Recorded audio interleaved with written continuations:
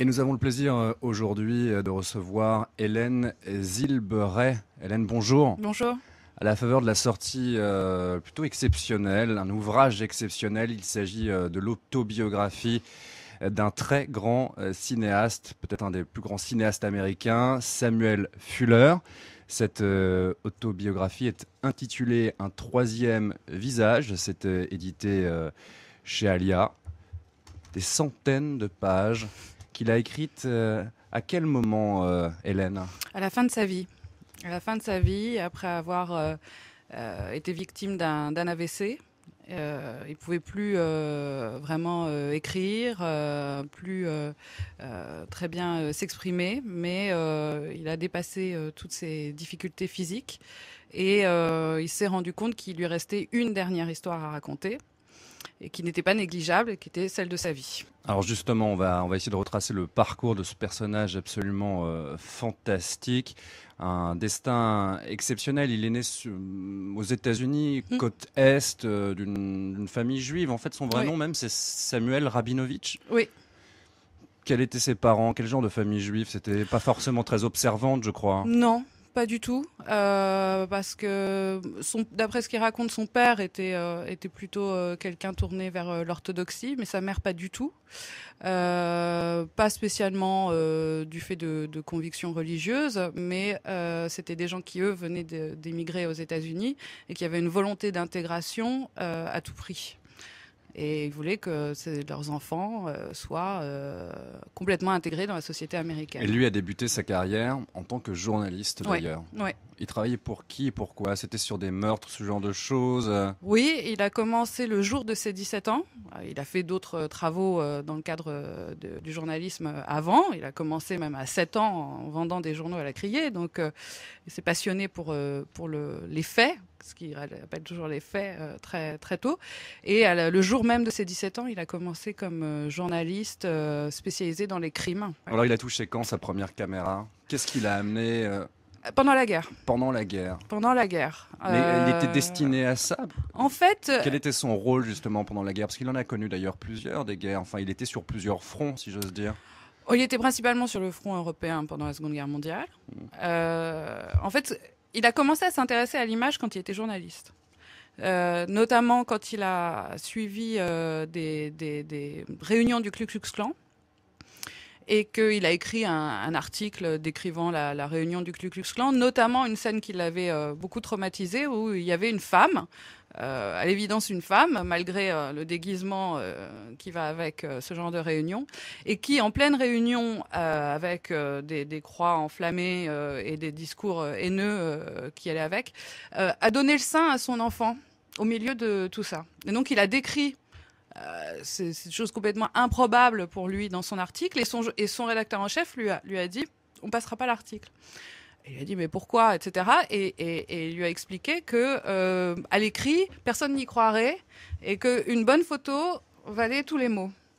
Et du coup il s'est mis à faire des photos, à illustrer ses articles lui-même. Et donc il a compris comme ça la puissance de l'image aussi.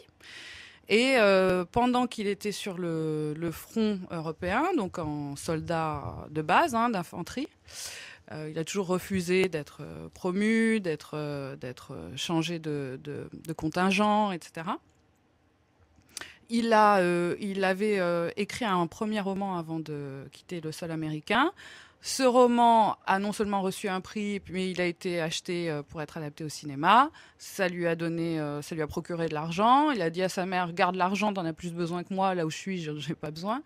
Et puis quand même, au bout d'un moment, il lui a demandé d'utiliser une partie de la somme pour acheter une des premières caméras portatives. Et cette caméra a mis 1 an à lui parvenir sur le front. Et elle est arrivée, si je peux m'exprimer ainsi, au bon moment. C'est-à-dire à la fin de la guerre et au moment où il est arrivé avec son unité dans les Sudètes, donc en ex-Tchécoslovaquie, et la libération du camp de concentration de Falkenau. Et son capitaine de l'époque, comme enfin, aussi bien les Américains que les Russes, découvrant les camps, lui a ordonné de filmer. Et lui, sa découverte des camps, il en parle justement. Mm-hmm. Comment il l'a ressenti? D'abord, c'était un choc immense. Dans son film Verboten, il revient sur le procès de Nuremberg et il fait lui-même la voix off qui commente les images projetées au public du procès. Et c'est le plus grand crime contre la démocratie et contre l'humanisme.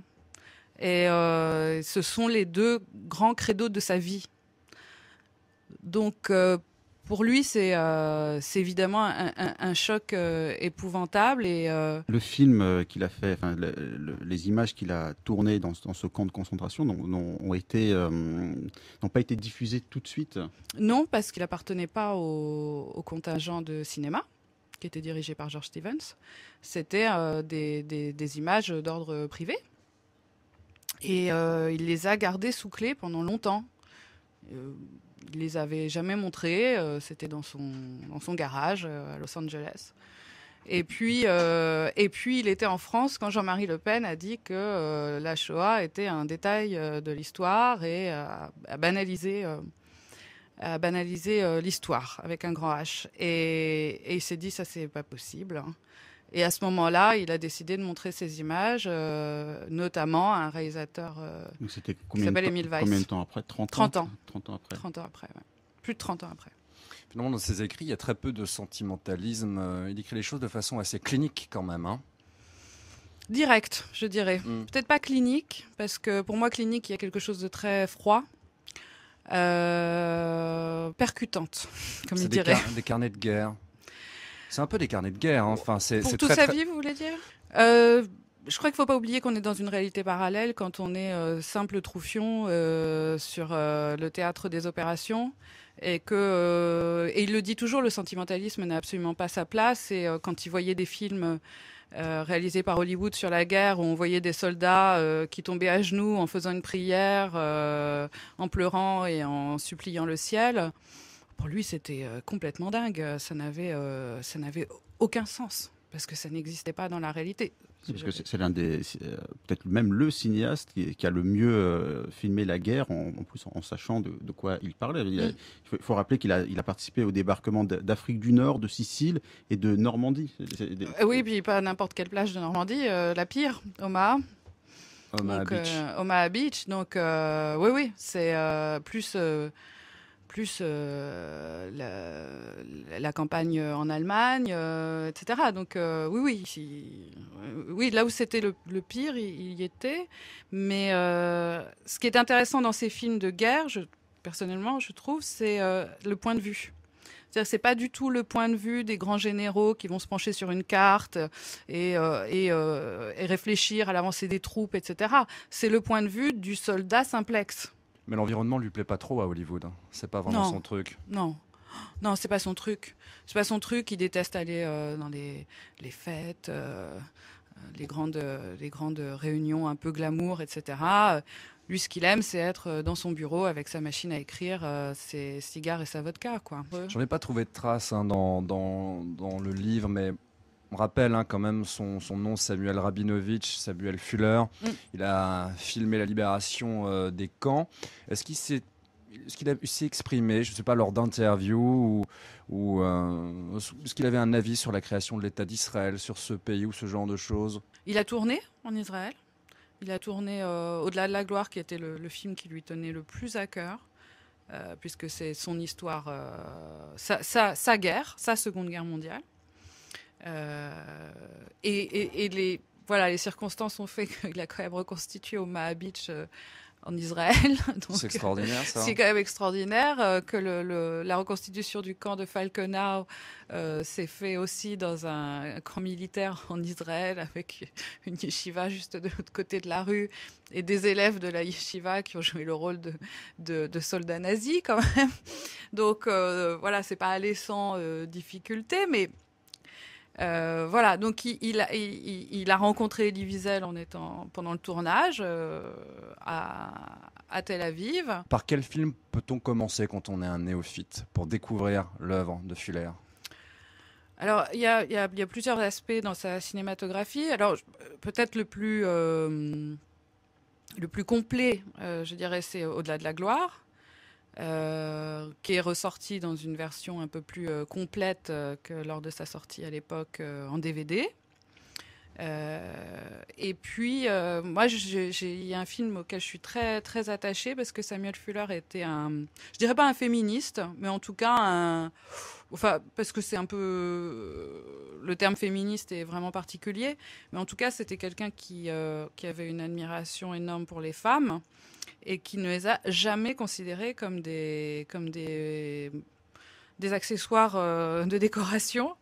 Et il y a un western extraordinaire qui s'appelle 40 tueurs avec Barbara Stanwyck et qui met vraiment au centre du film une femme, Barbara Stanwyck, à la tête d'un gang de 40 hommes à cheval et qui fait régner la loi dans la région. Et c'est un film extraordinaire. D'abord parce que tous les films de Fuller ont, sans exception, une scène d'ouverture extraordinaire. C'est un styliste, hein. C'est extraordinaire. Chaque scène d'ouverture, d'ailleurs, c'est ce qu'il disait. Il disait qu'il fallait prendre le public par les couilles et que ça commence avec la première scène. Chaque scène d'ouverture est exceptionnelle. C'est-à-dire on a des idées incroyables, une mise en scène magnifique, et l'ouverture de 40 tueurs est époustouflante. Enfin, si vous avez l'occasion de le voir sur un grand écran,